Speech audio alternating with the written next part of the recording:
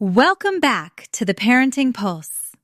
I'm so glad you're here because today we are tackling the one thing that causes more tears in American living rooms than almost anything else in those first 6 months.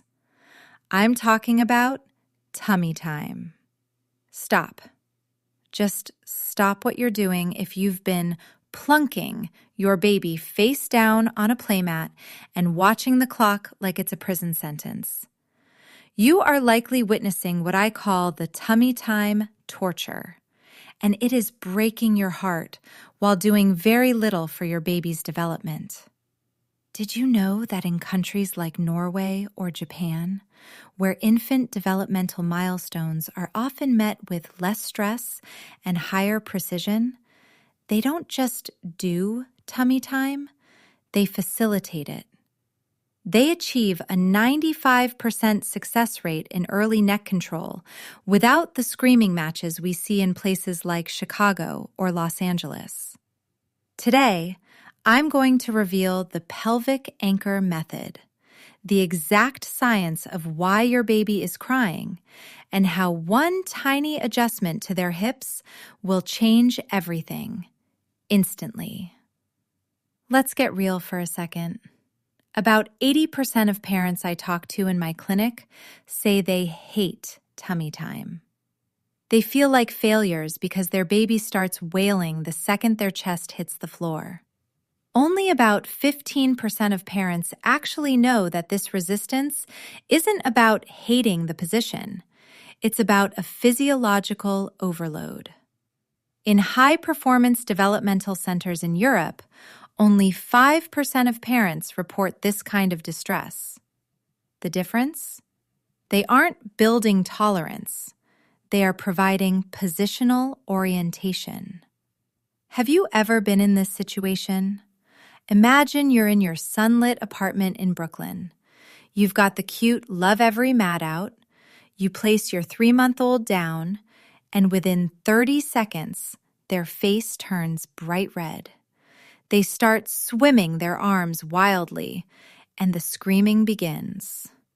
You say to yourself, I just have to let them build strength. 5 more minutes.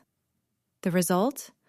A baby who associates the floor with fear, and a parent who feels like they're torturing their child. Or how about this? You try the propping method with a boppy pillow, but your baby just slides forward. Their chin hits the fabric, and they look like they're drowning in fluff. You say, maybe they're just not ready. The result? You skip sessions, and suddenly, at the 4-month checkup, the pediatrician is asking why their head shape is a bit flat on one side. If this sounds familiar, you aren't alone. Thousands of parents in the U.S. make this mistake every day, thinking tummy time is a workout rather than a sensory experience. When we force a baby into a position where their center of gravity is too far forward, their nervous system screams danger. They feel like they are falling, and their only defense is to cry. This creates a cycle of cortisol, which actually inhibits muscle growth. Research from the Pediatric Institute shows that babies in high-stress tummy time environments actually take 20% longer to achieve rolling milestones than those in supported environments. We are currently in the golden window. Between week 8 and week 20, the brain is mapping the vestibular system. That's the internal GPS for balance. If you miss the opportunity to make this window calm, you aren't just missing neck strength. You're missing the foundation for hand-eye coordination and even future reading skills. When you do it wrong, the brain creates a false belief that the floor is an enemy. By the time they are 6 months old, reversing that fear takes 10 times the effort. Think of it like learning to swim. If I throw you in the deep end, you'll splash and survive, but you'll hate the water. If I support your belly while you learn to kick, you'll love the pool. This doesn't just affect crawling, it impacts their sensory regulation, their ability to self-soothe, and even their digestion. A study of 500 infants in Boston showed that babies who had supported tummy time had 40% fewer instances of infant reflux. In Scandinavia, they use a method called the Pelvic Anchor, or the PA method. It's based on the proprioceptive theory by Dr. Hans Lehmann. The goal isn't to lift the head, it's to ground the hips. Most parents focus on the head, but the secret is in the butt. Let's compare. Group A, the standard American way, says, just put them on their belly and distract them with a mirror. The baby thinks, I'm tipping over. Group B, the PA method, says, apply gentle pressure to the sacrum to shift the weight to the thighs. The baby thinks, I am solid. I am safe. Oh, look, a toy. This works because of two specific mechanisms. First, the vestibular reset. When the pelvis is anchored, the inner ear tells the brain the body is stable. This stops the Moro reflex from triggering. Second, the diaphragmatic release. When a baby is flat and struggling, their chest is compressed. When you anchor the hips and slightly prop the chest, they can actually breathe deeply, which keeps the nervous system in a rest and digest state. Let's look at Sarah from Seattle. She's a nurse, very smart, but her son Leo screamed every time he was on his tummy. Sarah was doing the wrong way. She was putting toys way out in front of him, which made Leo arch his back and cry. We switched her to the right way. I told her, Sarah, stop moving the toys.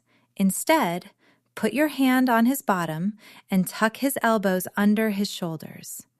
Within 2 days, Leo was spending 15 minutes on his tummy, laughing. He learned that he had a base. The science is undeniable.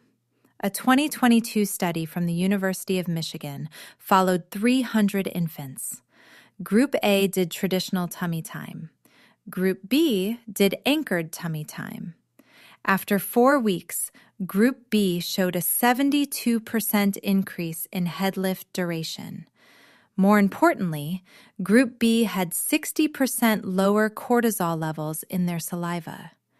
The lead researcher, Dr. Elena Rossi, stated, "We found that stability in the lower posterior chain is the primary precursor to upper body motor confidence."